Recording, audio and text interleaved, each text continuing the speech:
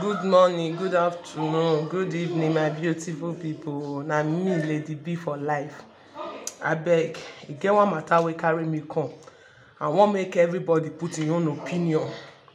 Leave your comment below, subscribe to my YouTube channel and click the notification bell so that you go know when I go upload. Because this video wey I wan do, I no too do am long, but I will continue the many one anytime I still get chance. Because my children dey always disturb me, so I will continue the menu anytime I dey get chance. The matter come like this, o na about we women o. So they dey discuss, they say women wey dey Europe they no get character, they no dey respect their husband, but for Nigeria woman dey respect im husband. I come like to say how. They say woman for Europe na war o. Any man wey dey with woman for Europe dey suffer. Na me come ask say how this woman take dey make una dey suffer. They say no be say if woman born for man na guarantee say the man go marry this woman. Come like how?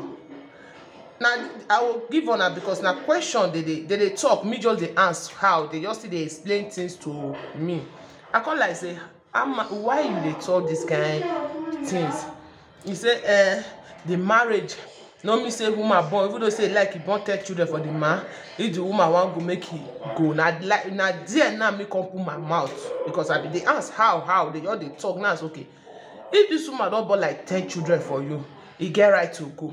Now it's okay, if this woman dey go, who wan hold pikin? Na the woman dey carry pikin dey go, abi na the man pikin wan dey with? The person come dey like tell me say na woman na im dey take care of pikin, man na to hustle. The woman no fit come tie man for house, make the woman go, make the man go find im future, make the man go hustle, make the man go do things. Now I say so for this Europe now as we dey now, I be woman with friend. You and woman don friend for una no friend, they say they friend. Now I say like how many years una take dey into relationship before issues come dey pikin come? He say friend this woman like 3 years plus. Now I say wow. Now I come like to say now this woman wey you friend for 3 years plus, you no look the character, you no know say the woman no good before you say you go fit stay with the woman. He say that the friend and belle enter. Now I say okay, that after that 3 years wey belle enter, the woman first say one born am. He say no. He say likewise he no force the woman, say make the woman born pikin for am. He no put gun for the woman head, make the woman born this pikin. He say as the woman tell am say he get belle, he happy. Say thank God say this woman you don get belle for me. He happy. The woman say happy. Two of them agree to keep the baby. I say what gonna keep first one, second one, third one, fourth one? Now you can't know say this woman now e no good for you, and you dey say you want more na separate, or you no want again make the woman go. Now you want make this woman now pack these 4 children now make e dey go, abi? Now you now wey be the man, you say you come Europe come hustle, the woman no come Europe come hustle. Okay, now the woman go hold children come become single mother for street. You wey be the man, you go the hustle, dey plan for yourself and your family. I like to say that one no make sense. As this woman don tell you say you don friend this woman for many years, if you know, like for my own opinion, now I say me if I be man, I don friend woman 1, 2, 3 years. I see say this man, this girl no be the kind girl wey me and I go fit live. Maybe one day belle come, I go let the girl know before that belle come say this thing na just relationship na me today o. You no go, I no sure say we go lead to marriage. Abeg take care of yourself.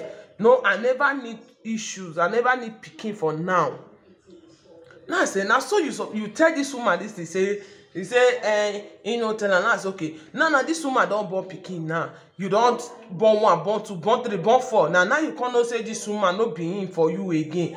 Now you say make the woman pack children. Now I say if na me I go carry 2, you go carry 2, and those 2 wey dey with me, you go dey bring their feeding money as a father. You go dey pay our house rent, because me na woman, I no dey work.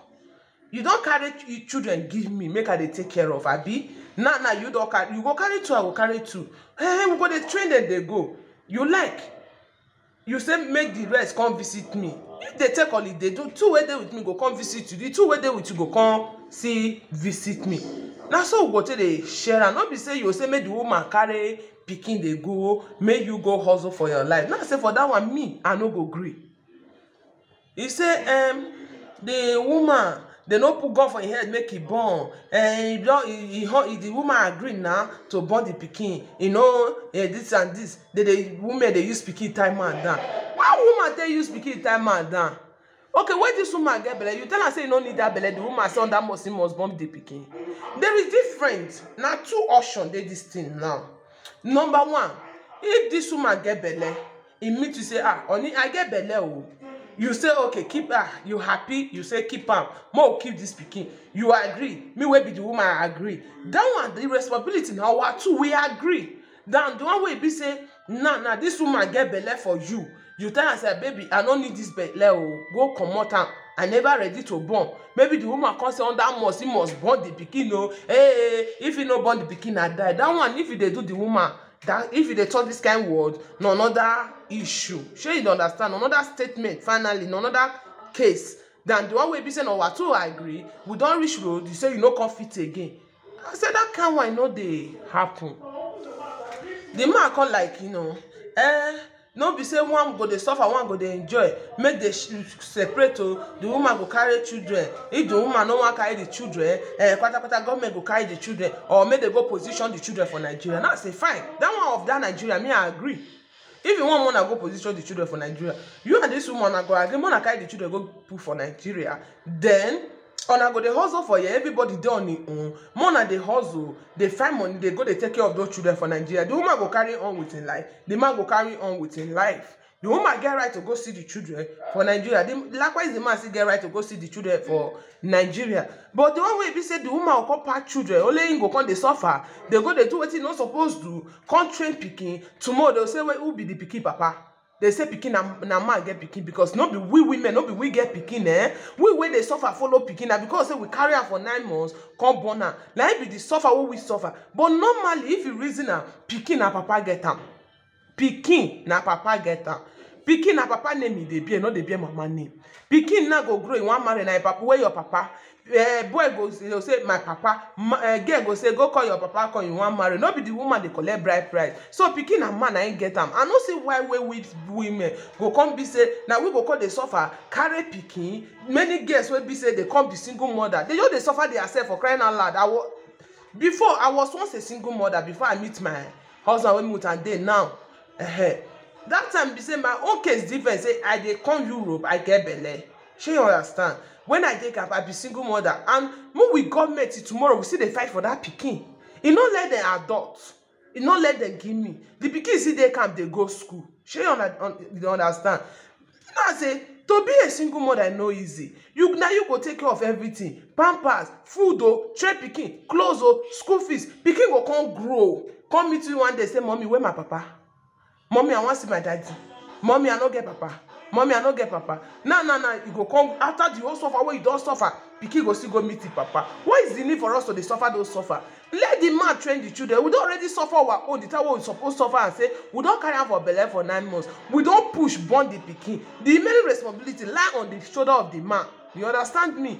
Not be say you go come born pikin finish, you go say you don't want again. When the pikin don't become somebody, you go come concern at your pikin. Guys, more reason na man. Now my own opinion be that one. No, like the man go say no, he no agree. Everybody go or nene just they talk now. Let her know say me. I don't talk with me want talk. If na me be the woman, those children will go share am. If na as na force, so you carry to go give your people for Nigeria. Me go carry to go give my people for Nigeria. Then we go there here, be a single. No say nothing tie us down. You know go come use pikin they tie me down. Say make me carry children. You come use and tie me down. Then you go come dey free to the hustle for your family, to the hustle for yourself. They plan your future. Why I don't know that you get future for me? You understand me? I don't even know that they plan future for those children because they don't already there with me. You understand me? Maybe any woman now when you come marry now, we don't call born pikin. Now those one responsibility now you can't carry. Can't forget my own. Then tomorrow now, if my children now don't suffer, they don't suffer, they don't become something. You can't remember saying that your children. Now say me no grow. You go carry to go give your family. Me go carry to go give my family. We go the same money go they give them. I not go use pikin tie you down. You likewise you know use pikin tie me down. She understand. Now you say many women go say now waiting you find come now I find come. You know say now waiting you find come the woman find come. Now you say some women family now be the most important issue I want everybody.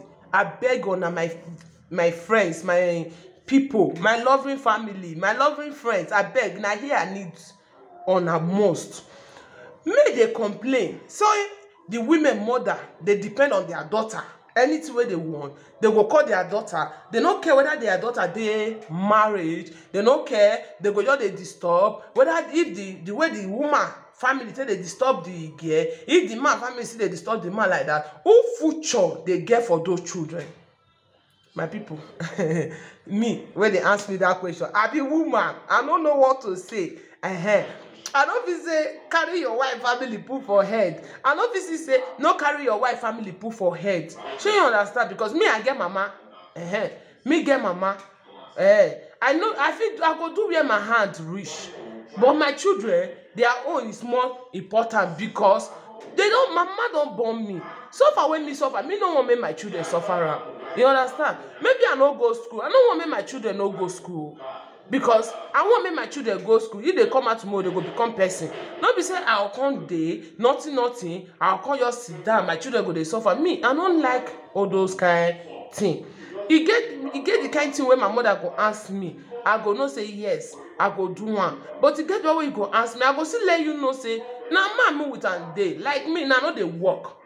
You'll be full housewife. I no get work what they do. I carry children for hand. Now 3 children I me hold right now. The baby you see small with my twins they see small I know they work so my mom no fit dey expect say me go dey see money dey bring come just like that because me no dey work na only the man dey work.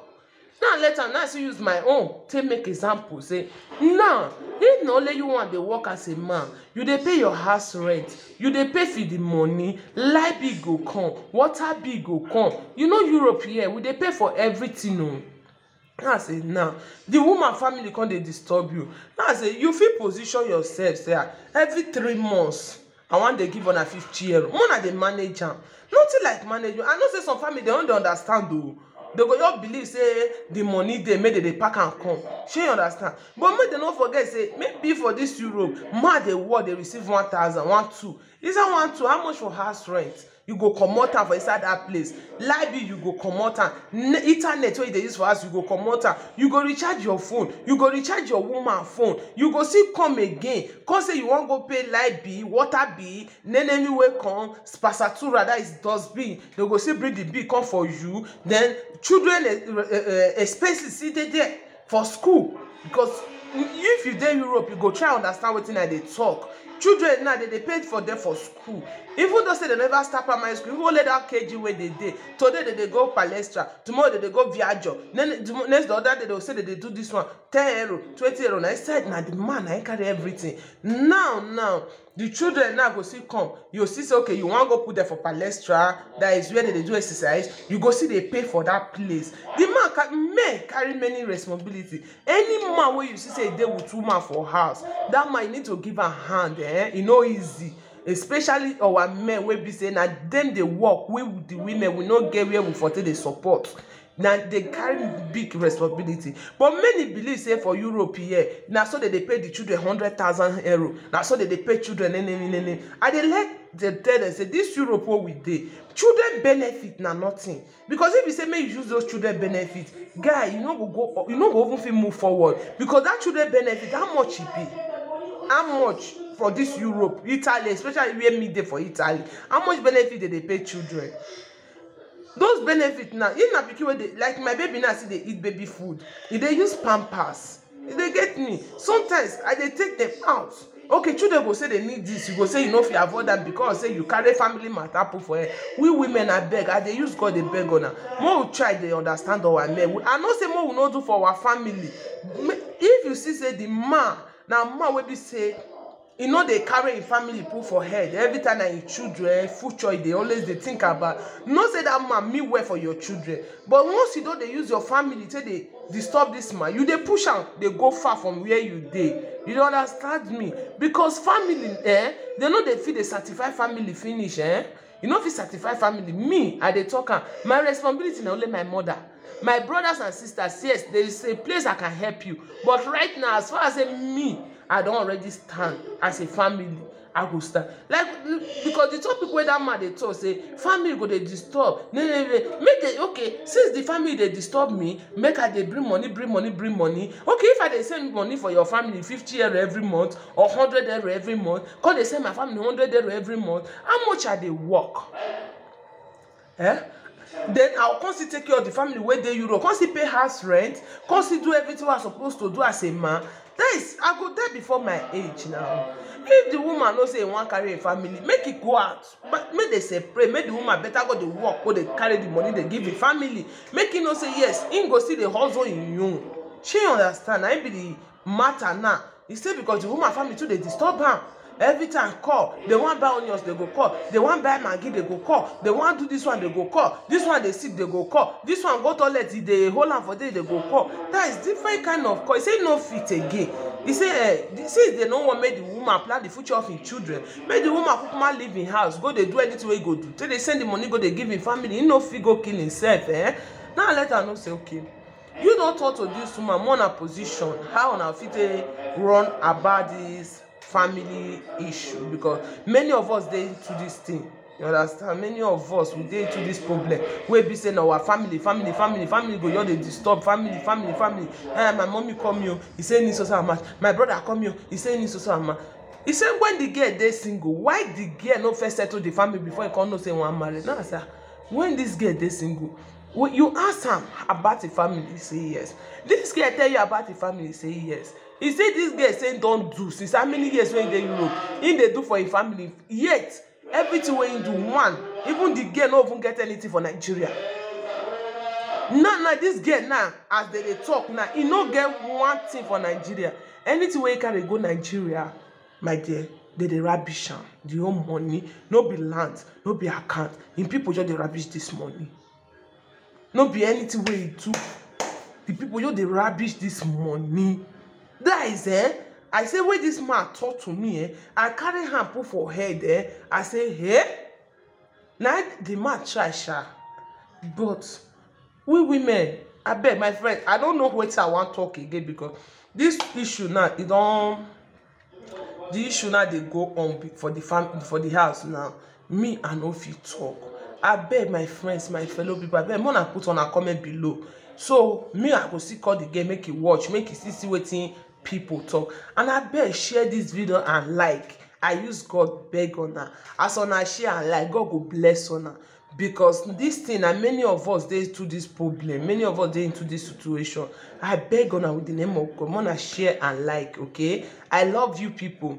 I go bring the latest again, come for you people, okay?